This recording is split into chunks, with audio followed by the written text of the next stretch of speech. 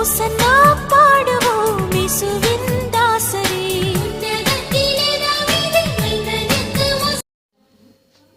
அன்பானவர்களே, உங்கள் அனைவரையும் ஆண்டவர் இயேசு கிறிஸ்துவின் திருப்பெயரிலே மிகுந்த அன்போடு வாழ்த்துகிறேன்.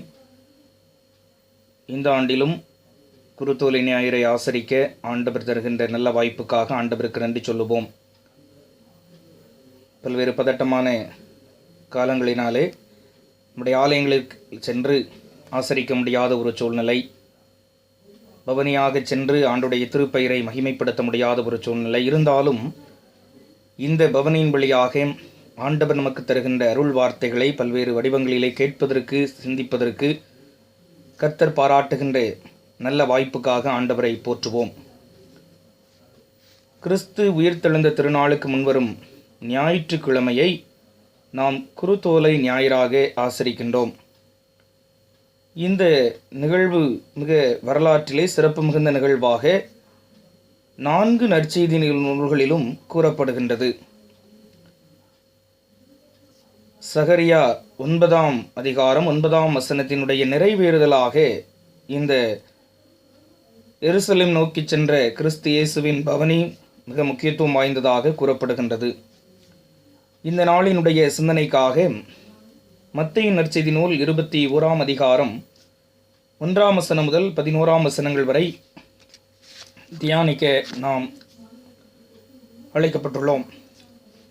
இந்த நாளினுடைய சிந்தனையினுடைய வசனமாக மத்தேயு நற்செய்தி நூல் 21ஆம் அதிகாரம் அதனுடைய 9வது வசனம், முன்னடப்பாரும் பெண்ணடப்பாரும் ஆகிய திரளான ஜனங்கள் தாவீதின் குமாரனுக்கு ஓசன்னா, கர்த்தரின் நாமத்தினாலே வருகிறவர் ஸ்தோத்திரிக்கப்பட்டவர், உன்னதத்திலே ஓசன்னா என்று சொல்லி ஆர்ப்பரித்தார்கள். பஸ்கா பண்டிகைக்காக திரள் கூட்ட யூதர்கள் எருசலேமுக்கு வருகின்ற ஒரு சூழல், நெருக்கடியாக மக்கள் கூட்டம் அதிகமான சூழல் காணப்பட்டதனுடைய விளைவாக இயேசு கிறிஸ்து எருசலேமுக்கு அருகில் உள்ள கிராமத்திலே தங்கியிருக்கின்றார். குறிப்பாக இக்காலகட்டங்களிலே அங்கு இருக்கக்கூடிய இஸ்ராயல் மக்களுடைய உள்ளங்களிலே விடுதலையினுடைய எண்ணம் மேலோங்கி இருக்கும். ரோம ஆட்சியிலிருந்து விடுதலை பெற வேண்டும் என்ற எண்ணத்தோடு இருக்கின்ற சூழ்நிலையிலே இயேசு கிறிஸ்துவினுடைய மாபெரும் பவனியானது அங்கு காணப்படுகின்றது, நடக்கின்றது. மக்கள் அனைவரும் நாம் வாசிக்க கேட்ட மத்தேயு 21:9 சொல்லப்பட்டதுபடி ஓசன்னா என்று சொல்லி ஆண்டவரை புகழ்கின்றார்கள். ஓசன்னா என்பதற்கு மீட்டருளும் அல்லது காப்பாற்றும், இன்றே இரட்சியும் என்று பொருள். லூக்கா 19:38ஆம் வசனத்திலே பார்க்கின்றோம், கர்த்தரின் பெயராலே வருகின்ற ராஜா ஸ்தோத்திரிக்கப்பட்டவர் என்று சொல்லி ஆசாரியர்கள் அங்கு வருகின்ற மக்களை பார்த்து கூறுகின்ற வார்த்தைகளை கூறி ஆண்டவரை புகழ்கின்ற நிகழ்வையும் நாம் பார்க்க முடிகின்றது. வஸ்திரங்களை, மரக்கிளைகளை எல்லாம் விரித்த அரசர்களை வரவேற்கின்ற நிகழ்வினை ஆண்டவர் இயேசு கிறிஸ்துவுக்கும் செய்தவரை வரவேற்கின்றார்கள், ஏற்றுக்கொள்ளுகின்றார்கள் அரசராக. இந்த எருசலேம் நோக்கி சென்ற பவனியானது கற்றுத்தருகின்ற செய்தி என்ன? ஒருவேளை மரக்கிளைகள், வஸ்திரங்கள், கழுதை எல்லாம் இருந்தாலும் அதில் முதன்மைப்படுத்தப்படக்கூடியவர் ஆண்டவராகிய கிறிஸ்து இயேசு மாத்திரமே. ஆனால் இக்காலகட்டங்களிலே வஸ்திரங்கள், மரக்கிளைகள், கழுதைகள் தான் முதன்மைப்படுத்தப்படுகின்றதை தவிர அதில் வருகின்ற ஆண்டவர் இயேசு கிறிஸ்து முதன்மைப்படுத்தப்படுகின்றாரா? நம்மை மறைத்து ஆண்டவரை வெளிப்படுத்த வேண்டும் என்பது இந்த பவனியினுடைய ஒரு சிறப்பான செய்தி. இந்த குருத்தோலை பவனி அல்லது எருசலேம் நோக்கி சென்ற கிறிஸ்து இயேசுவின் பவனியானது நமக்கு கற்றுத்தருகின்ற செய்தி என்ன?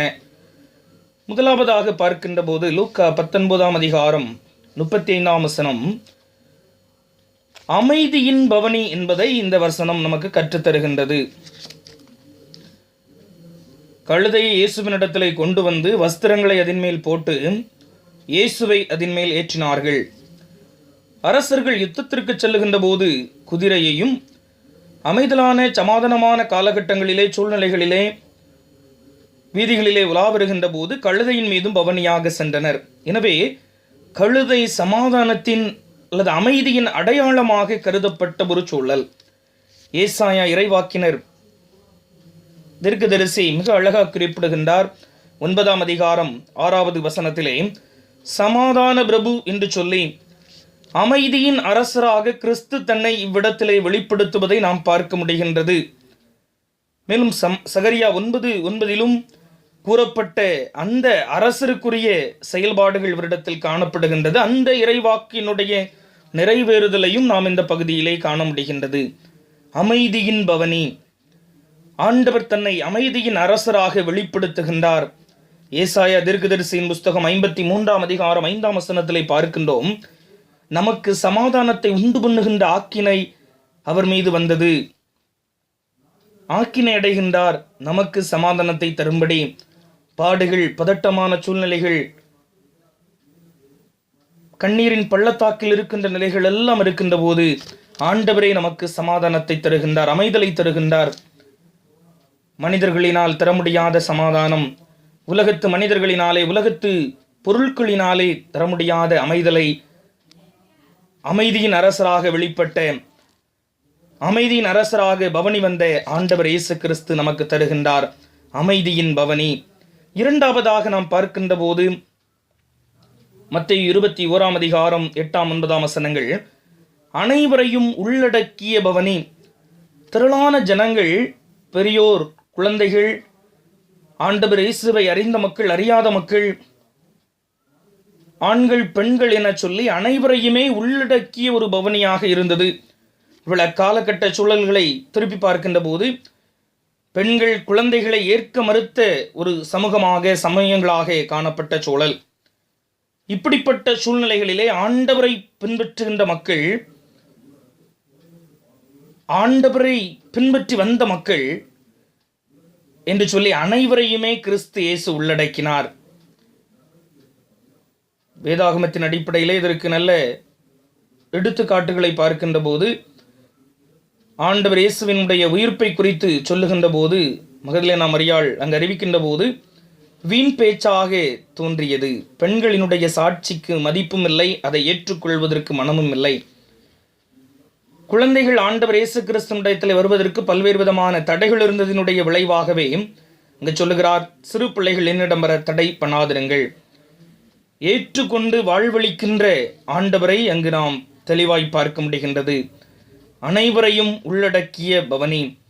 திருச்சபை, திருப்பணிகள், அருட்பணிகள் என்று சொல்லி பல்வேறு விதமான செயல்பாடுகளை செய்கின்ற நாம் அனைவரையும் உள்ளடக்கி ஏற்றுக்கொண்டு அன்பின் கரத்தினாலே அரவணைக்கின்ற பணியை மேற்கொள்ளுகிறோமா என்பதை இந்த பவனி இந்த நாளிலே நமக்கு சிந்திக்க தூண்டுகின்றது.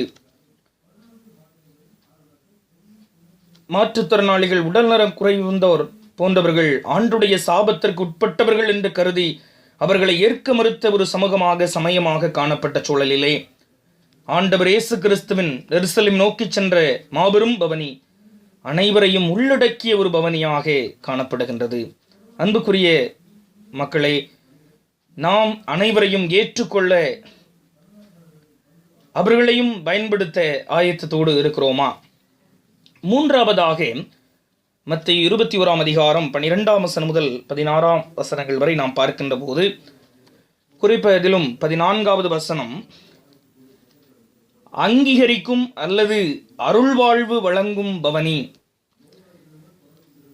அங்கு ஆண்டவர் இயேசு கிறிஸ்து தேவாலயத்தை புனிதப்படுத்துகின்றார். தேவாலயத்தை புனிதப்படுத்தி தேவாலயத்தில் காணப்படுகின்ற தவறுகளையும் அது எப்படிப்பட்ட நிலைமையில் இருக்க வேண்டும் என்பதையும் சுட்டி காட்டின பின்பதாக 14வது வசனத்திலே பார்க்க முடிகின்றது, அப்பொழுது மாற்றுத்திறனாளிகள், உடல்நலம் குறைந்தோர் ஆண்டவரிடத்தில் வருகின்றார்கள். தேவாலயத்திலே ஆண்டவர் இயேசு கிறிஸ்து அவர்களை சுகப்படுத்துகின்றார். அன்புக்குரிய ஆண்டுடைய பிள்ளைகளை அங்கீகரித்து அருள் வாழ்வு வழங்குகின்ற ஒரு பவனியாக எருசலேம் நோக்கி சென்ற கிறிஸ்து இயேசுவினுடைய பவனி காணப்பட்டது. நம்முடைய வாழ்க்கையிலே நாம் அமைதியின் பவனியான அந்த பவனியிலே நாம் அமைதி வழங்குகின்ற மக்களாக காணப்படுகின்றோமா? பிரான்சிஸ் அசிசி என்பவர் சொல்லக்கூடிய ஒரு ஜெபம், ஆண்டவரே, அமைதியில்லாத இடங்களிலே என்னை அமைதியின் கருவியாக்கும். அந்த நிலை நமக்கு காணப்படுகின்றதா? அனைவரையும் உள்ளடக்கிய பவனி.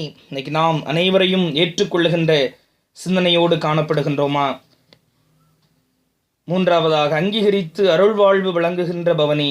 இன்னைக்கு நீங்களும் நானும் மற்றவர்களுக்கு முக்கியத்துவம் கொடுத்து அவர்கள் நல்வாழ்வை, சுக வாழ்வை, ஆரோக்கியமான வாழ்வை பெற்றுக்கொள்ள உதவியாக இருக்கிறோமா